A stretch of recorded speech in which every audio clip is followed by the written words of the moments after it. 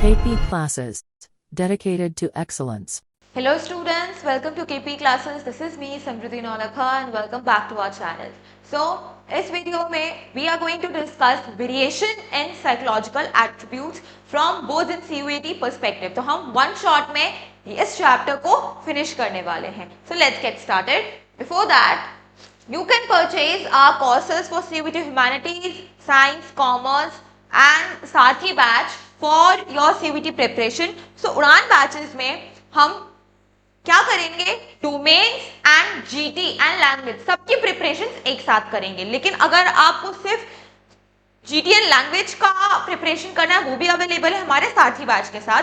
सो Udaan batches में we are going to discuss entire domains including GT and language. So आप ये purchase कर सकते हैं हमारे ऐप के थ्रू.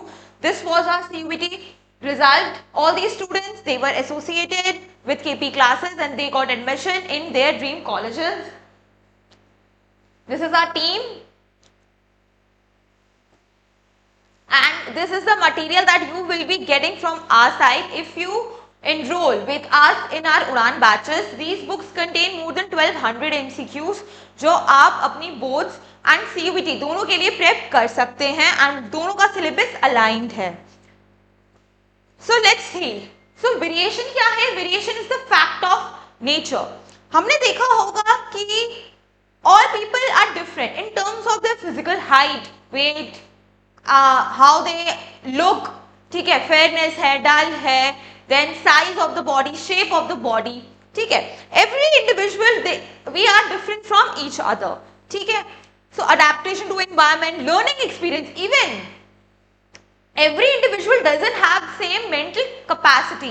ठीक है, some people are less intelligent, some people are more intelligent. So जो variation है ना, this is the fact of nature. All people, in spite of the fact that we all are Homo sapiens, हम एक ही Homo sapiens species हैं, लेकिन still all human beings are different from each other in terms of physical variation and in terms of psychological variations. इसी बात को क्या बोलते हैं हम, इंडिविजुअल वेरिएशंस कहते हैं and it is a fact of nature. And ऐसा नहीं है कि individuals are exceptions, homo sapiens are exceptions. जी नहीं, ऐसा बिल्कुल नहीं है. हम में भी चेंजेस देखने को मिले. We vary in terms of physical features like height, weight, strength, hair colour and so on. But along with that ऐसा नहीं है कि सिर्फ फिजिकल फीचर्स में ही डिफरेंट है. We vary in terms of psychological dimension as well.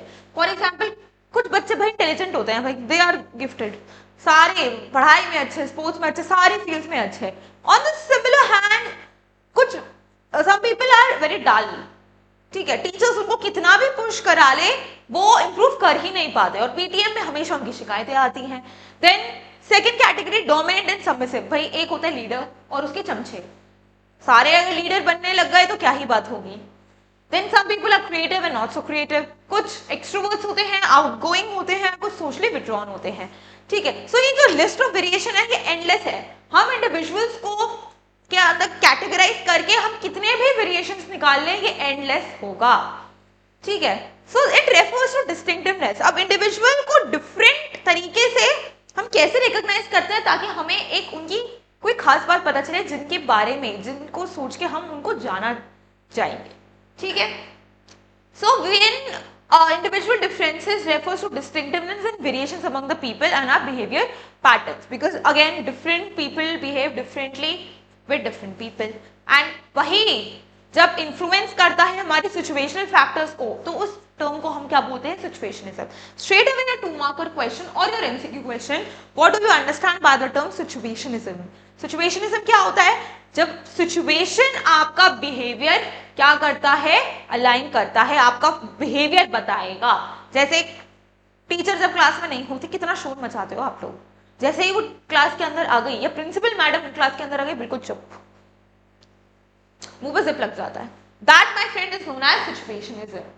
ठीक है, तो इन्हीं साइकोलॉजिकल एट्रीब्यूट्स को हम क्या करने वाले हैं इस चैप्टर में डिस्कस करने वाले हैं कि ये जो डिफरेंसेस हैं तो किस बेसिस पे ये डिफरेंट हैं सारे इंडिविजुअल्स और इससे हमें क्या फायदा मिलने वाला है. तो हम कैसे मिलेंगे, हम उसको असेस करेंगे. असेस मतलब मेजर करना.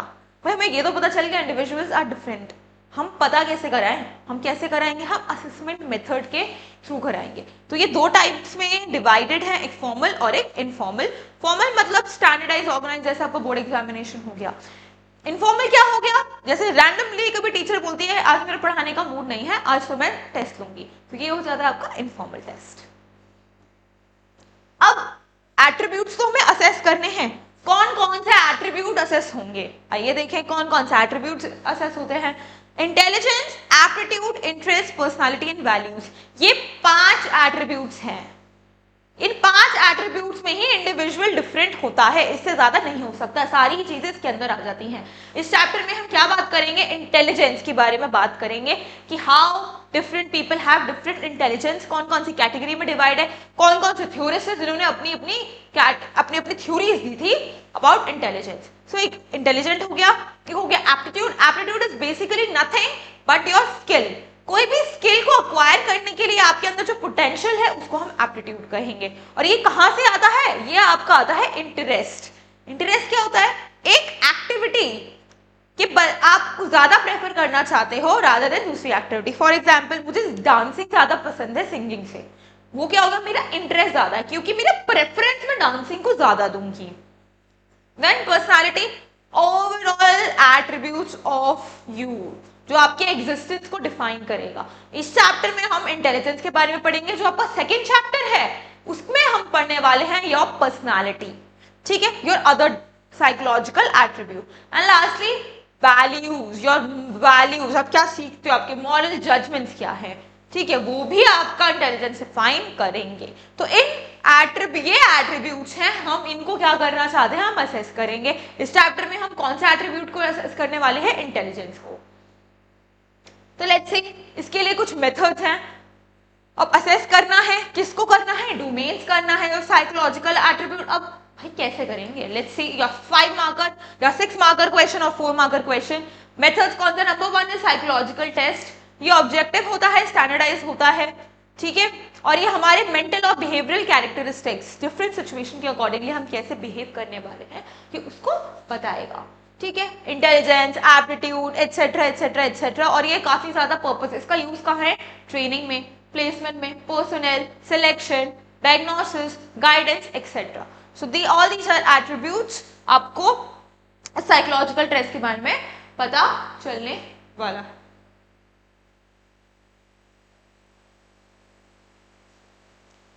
Second is interview.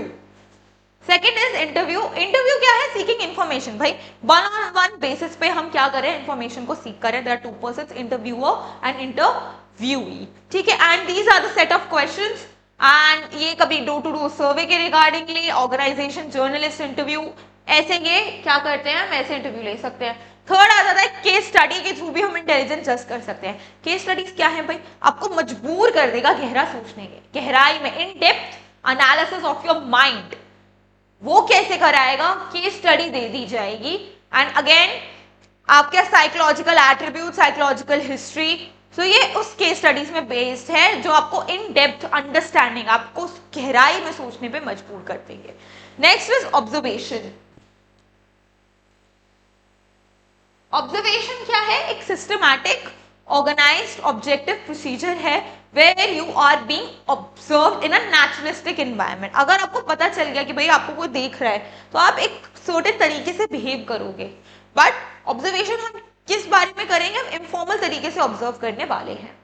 Then self report. Self report क्या है, मुझे जिसके बारे में जो पूछना है ना वो मुझे खुद ही बता रहा है, ठीक है, दैट इज सेल्फ रिपोर्ट, कि जो भी आपको इन्फॉर्मेशन चाहिए ना मैं खुद ही बता रही हूँ आपको, दैट्स इट। तो ये इन्वेस्टिगेशन के लिए बहुत यूज होता है। तो ये क्या है, हमारे assessment methods. Straight away your 6 marker questions, what are discuss the various assessment methods, because as you know this chapter की weightage, this chapter base about 13 marks, yes 13 marks ये आता है। एंड जितना भी साइकोलॉजी का सिलेबस है 7 chapters में, chapter 1 and chapter 2 का इक्विवेलेंट वेटेज है 13 मार्क्स, ठीक है। तो एक 6 मार्कर इस चैप्टर से आएगा ही आएगा। अब बात करेंगे इंटेलिजेंस की, ठीक है। फर्स्ट एट्रीब्यूट हमें असेस करना है, कैसे करना है वो भी देख लिया।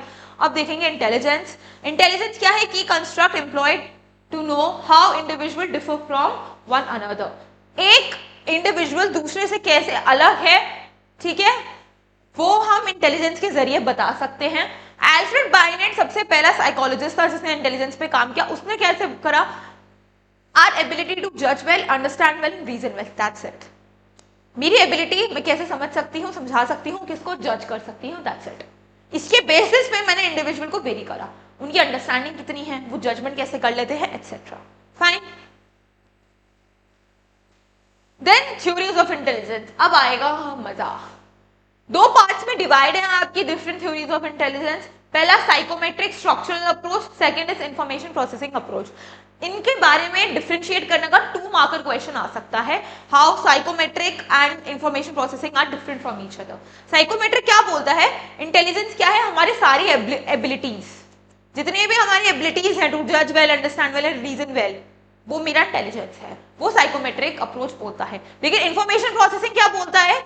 आपको एक पर्टिकुलर इंफॉर्मेशन दी गई है, उसको यूज करके आपको एक जजमेंट देना है, वो इंफॉर्मेशन प्रोसेसिंग है। नाम से पता चल रहा है that I am giving some sort of information to you and you have to process this information and make definite conclusions. That is informative, that is information processing approach. ठीक है, अब बात करेंगे theories of intelligence, interesting one. ठीक है, maximum questions इस chapter में यहां से बनते हैं। Fine fine. So one factor theory of intelligence, सबसे पहली थ्योरी क्या है? One factor theory of intelligence. ठीक है, ये किसने दी थी? एल्फ्रेड बाइनेट ने दी थी, जिसे यूनिफैक्टर थ्योरी भी कहा जाता है।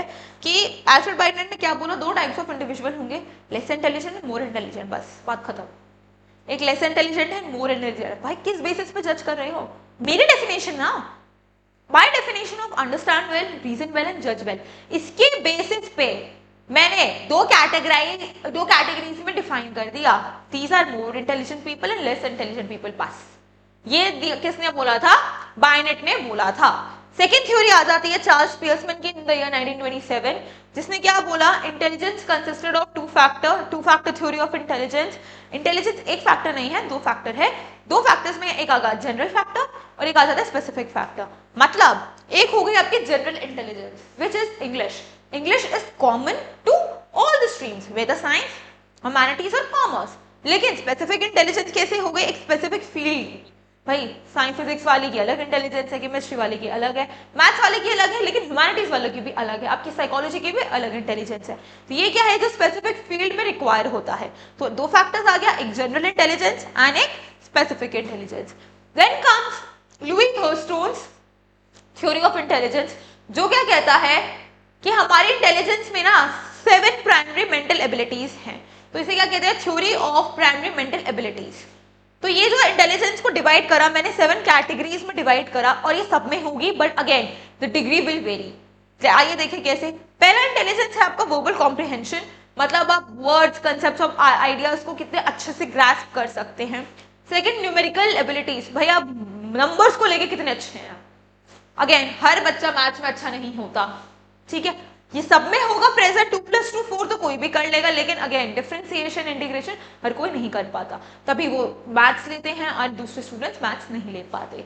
ठीक है, स्पेशल रिलेशंस, एरियाज, पैटर्न्स, आप उसको पहचानने में कितने अच्छे हैं, हाउ क्रिएटिव यू आर, कि आपको मैंने एक ब्लैंक पेपर दे दिया, उसको आप कितने अच्छे से क्रिएटिवली यूज कर सकते हैं।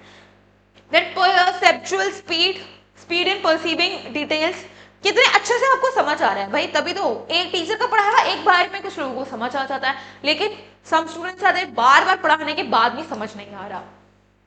Then word fluency, memory, word fluency, कितने अच्छे से आप फ्लुएंट हैं कॉन्वर्सेशन को लेके। मेमोरी, रट्टा मारने में कितने अच्छे हैं, भाई हर किसी की बस की बात नहीं है रट्टा मारना।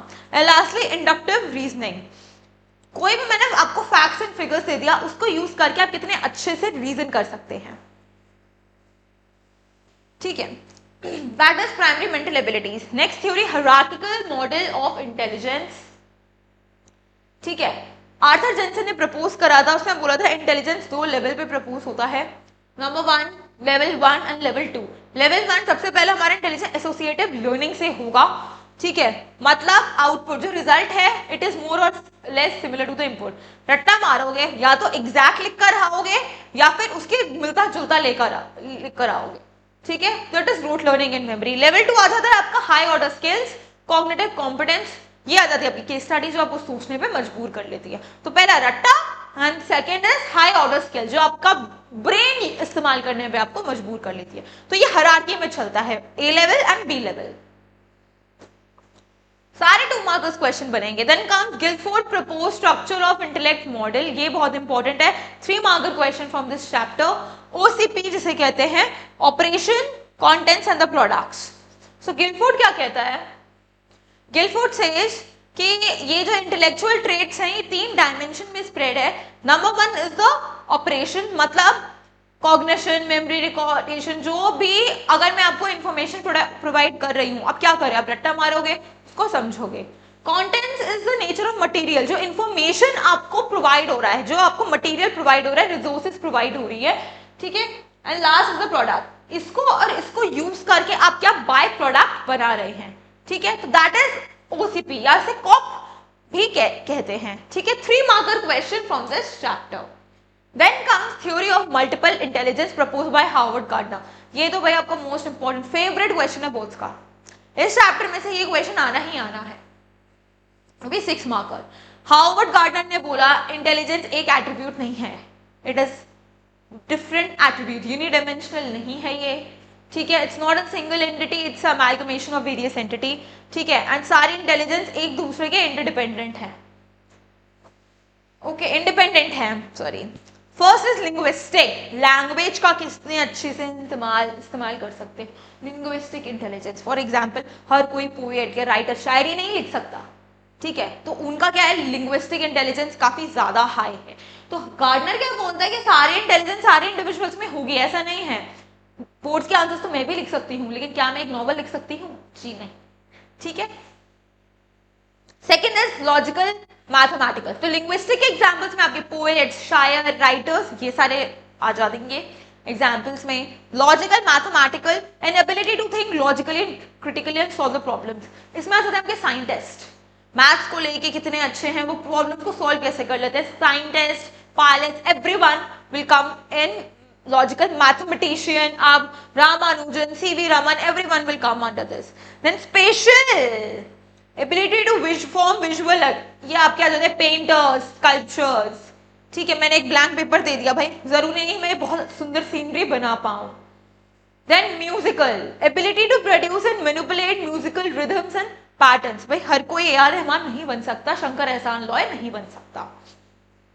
Bodily kinesthetic ability to use whole body flexibly, इसमें कौन सा आ जाएंगे, टाइगर श्रॉफ, ऋतिक रोशन, एक्टर्स, डांसर्स, क्योंकि वो अपनी बॉडी का इस्तेमाल कर रहे हैं, action movie, Akshay Kumar.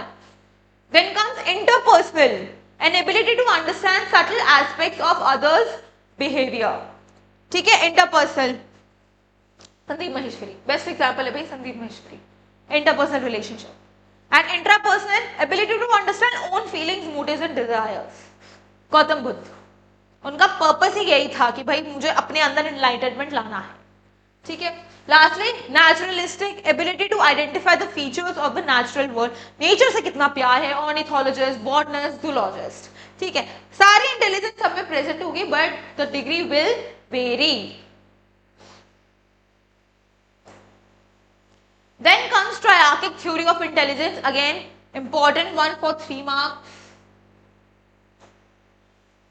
Sternberg ने दी थी, रॉबर्ट स्टर्नबर्ग ने, that intelligence is ability to adapt, shape and select environment to accomplish goals of what, of society and yourself। अपने goals आपको क्या करने हैं, फुलफिल करने हैं। इसी के बेसिस पे इंटेलिजेंस के 3 पार्ट्स हैं। नंबर 1 कॉम्पोनेंशियल इंटेलिजेंस और एनालिटिकल इंटेलिजेंस। इसमें आपको क्या करना है, आपको इंफॉर्मेशन दी जाएगी, एनालिटिकल एंड कॉम्पोनेंट। तो ये एमसीक्यू में भी पूछा जा सकता है, analytical intelligence is also known as what, ठीक है। तो it deals with analysis of information to solve the problems, ठीक है।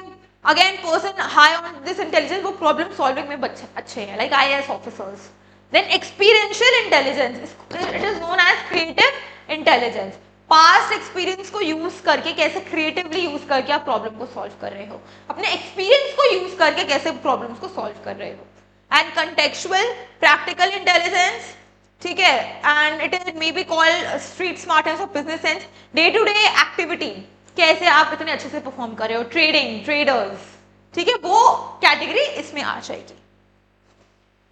Then comes the pass model. Again, 4 marker question or 6 marker question can come. That एक pass model of intelligence है, JP दास, McMillan किर्बी ने दिया था कि आपका जो ब्रेन है ना, ये यूनिट्स में फंक्शन करता है। सबसे पहले आपको क्या होगा, अराउजल होगा, भाई एक घंटी बजेगी, अराउजल होगा, जिसकी वजह से आप अटेंटिव हो जाओगे। कल आपका टेस्ट ले रही हूं मैं, टेस्ट ले रही है मैम, अब क्या करना है, arousal, that attention is known as arousal. अब क्या करोगे, साइमल्टेनियस एंड सक्सेसिव प्रोसेसिंग, इसको साइमल्टेनियसली अडैप्ट करोगे कि भाई अब क्या करना है, पढ़ाई करनी है, साइमल्टेनियसली पढ़ना शुरू कर दो। और सक्सेसिव, उसको पढ़ने के बाद जो आपको बाद में रिकॉल आएगा, दैट इज सक्सेसिव। तो 2 मिनट के अंदर मैंने आपको पास मॉडल समझा दिया, simple. PASS model, planning, attention, arousal, simultaneous, successive model. इसके बाद क्या करोगे भाई, घर जाके प्लानिंग करोगे कि अब मुझे करना क्या है, कल के टेस्ट के लिए मुझे पूरी रात जागना पड़ेगा क्योंकि इसका मार्क्स तो जुड़ने वाले हैं मेरे फॉर्मेटिव असेसमेंट, ठीक है। Then comes individual differences. अब ये क्या है, इंटरप्ले ऑफ नेचर है, nature and nurture, how you are raised and how you are born, heredity environment का रोल आ जाता है। तो nature is your heredity and nurture how you are raised. इसी के बेसिस पे इंडिविजुअल डिफरेंसेस में एक कंसेप्ट आया था जिसे क्या कहते हैं, आईक्यू। आईक्यू, और आईक्यू निकलता कैसे है, विलियम स्टर्न ने क्या बोला कि मेंटल एज को अगर मैं क्रोनोलॉजिकल एज से डिवाइड करके 100 से मल्टीप्लाई करूं तो मेरा आईक्यू निकल जाएगा। मेंटल एज मतलब जो मेरी मेंटल एज है, मैं मेंटली उस एज में कितना सोचती हूँ, क्रोनोलॉजिकल जो मेरी एक्चुअल एज है। For example your age must be 17, तो 17 आपकी क्रोनोलॉजिकल हो गई, और मेंटल एज आप मेंटली कितने अच्छे से परफॉर्म कर रहे हो ये कैसे पता चलेगा, साइकोलॉजिकल टेस्ट लेने से। उसको अगर मैं 100 से मल्टीप्लाई कर दूं डिवाइड करके तो मेरा आईक्यू निकल जाएगा। ये आपको एमसीक्यूज के लिए याद रखना है, कौन सी कैटेगरी के लोग कौन सी कैटेगरी में आते हैं। Above 30 is very superior, then average कौन सा है 92 109 के बीच, और एवरेज आईक्यू बोला जाता है कि 100 है, ठीक है। इसी आईक्यू के बेसिस पे हमने 2 कैटेगरीज में डिवाइड कर दिया। Number 1 is intellectually deficient people, जिनका क्या है, जिनका मेंटल एज उनके क्रोनोलॉजिकल एज से कम है। भाई हूं तो मैं 17 साल की, लेकिन हरकतें अभी भी मेरे बच्चों जैसी हैं। बेस्ट एग्जाम्पल रोहित फ्रॉम कोई मिल गया, यस, रोहित फ्रॉम कोई मिल गया, the best example of intellectual deficiency. अब आ जाता है intellectual giftedness, Krrish, Krrish from Krrish और Krrish 3, exceptional self-esteem, every field he was good in studies, he was good in sports, he was good in everything, दिमाग ही चलता था भाई, because when he was 7 he the board was taking his test, उनका IQ test और class 10 के सवाल पूछ रहे हैं। सो गिफ्टेड क्या है, गिफ्टेड और टैलेंट, ये भी इंपॉर्टेंट है, एमसीक्यू या फिर 2 मार्कर में पूछा जाता है। गिफ्टेड का मतलब है it is broader term, superior performance in wide variety of area, मैं पढ़ाई में भी अच्छी, डांस में भी अच्छी, स्पोर्ट्स में भी अच्छी, सब में अच्छी हूँ। देन टैलेंट क्या है, एक स्पेसिफिक फील्ड में मैं बहुत अच्छी हूँ, ठीक है। मैं सिर्फ डांस में ही अच्छी हूँ, मैं पढ़ाई में इतनी अच्छी नहीं हूँ, लेकिन डांस में मुझे कोई बीट नहीं कर सकता, वो मेरा टैलेंट आ जाता। गिफ्टेड मैं सारी ही फील्ड्स में बहुत अच्छी हूँ, इसलिए कहते हैं यार ये तो गिफ्टेड चाइल्ड है, पढ़ाई में भी अच्छे, स्पोर्ट्स में भी अच्छे, dance, drama, good in everything. So each gifted students possess different strengths, important feature. Again 2 marker, ये कभी लॉन्ग आंसर में नहीं आता। Define some features of gifted students, ये हमेशा 2 मार्कर क्वेश्चन में ही आता है। फॉर एग्जाम्पल लॉजिकल थिंकिंग ज्यादा होता है, high speed processing information, superior generalisation, discrimination ability, intrinsic motivation होता है, अंदर से ही दे आर ऑलवेज मोटिवेटेड कि नहीं मुझे कुछ करना है, सारा दिन पढ़ाई करेंगे। देन सॉलिटरी एकेडमिक एक्टिविटीज, पढ़ाई ज्यादा करेंगे एंड बेकार की बातें नहीं सोचेंगे। तो ये क्या है, इनके फीचर्स हैं। अब बात करेंगे इंटेलिजेंस टेस्ट की। एक हो गया इंडिविजुअल टेस्ट, एक कैटेगरी ग्रुप टेस्ट। इंडिविजुअल, भाई मैं सिर्फ इंडिविजुअल को टारगेट कर रही हूँ। फॉर एग्जाम्पल योर वाइवा, वो ग्रुप में नहीं होता, वो हमेशा आप इंडिविजुअली ही दोगे। Whereas group test, your board examination, वो आप ग्रुप में दोगे। सेकेंड कैटेगरी आ गई आपकी verbal and non verbal performance test. Verbal non verbal test क्या होता है, वर्बल और नॉन वर्बल, जिसमें आपको बोलना है या नहीं बोलना, ठीक है, बोल के करोगे, ठीक है, नॉन वर्बल लिख के करोगे। परफॉर्मेंस में you have to perform a task, you have to actually perform a particular task. Then culture fair and culture bias test. Culture fair test जो कल्चरली फेयर होते हैं, सारे culture, Asian culture, western culture, सबको क्या कर रहे हैं, support कर रहे हैं, बायस नहीं कर रहे हैं. Then culture bias test, for example western culture is typically bias towards Asian culture and African culture. तो वो जो टेस्ट देंगे ना उसमें क्वेश्चन ही ऐसे होंगे जो ब्लैक्स को टारगेट करेंगे या फिर इंडियंस को टारगेट करेंगे. देन इंडिया में इंटेलिजेंस टेस्टिंग की बात करें, ये आपको याद करना है एमसीक्यूज के लिए कि किस किस ने क्या इनिशिएटिव्स उठाए थे. This is very important for your MCQs purpose. Performance test and verbal test किसने किया. Then comes how culture and intelligence is related. Sternberg ने क्या बोला कि कंटेक्चुअल और प्रैक्टिकल इंटेलिजेंस, वो क्या बोलता है, आपका कल्चर का प्रोडक्ट है. जो भी इंटेलिजेंस जो आपको बिजनेस सेंस देती है ना, वो आपको कल्चर देती है. तो वाइगॉट्स्की ने उस पर स्टैम्प लगा दिया कि individuals have a life of their own, they grow and they change. ठीक है, और एंड प्रोडक्ट जो होता है वो सक्सेसफुली डेवलपमेंट होता है. और ये कैसे आता है, इंटरैक्शन से आता है. जितना आप ज्यादा इंटरैक्ट करोगे, कल्चर में रेस होगे, उतनी ही आपकी इंटेलिजेंस ग्रो करेगी.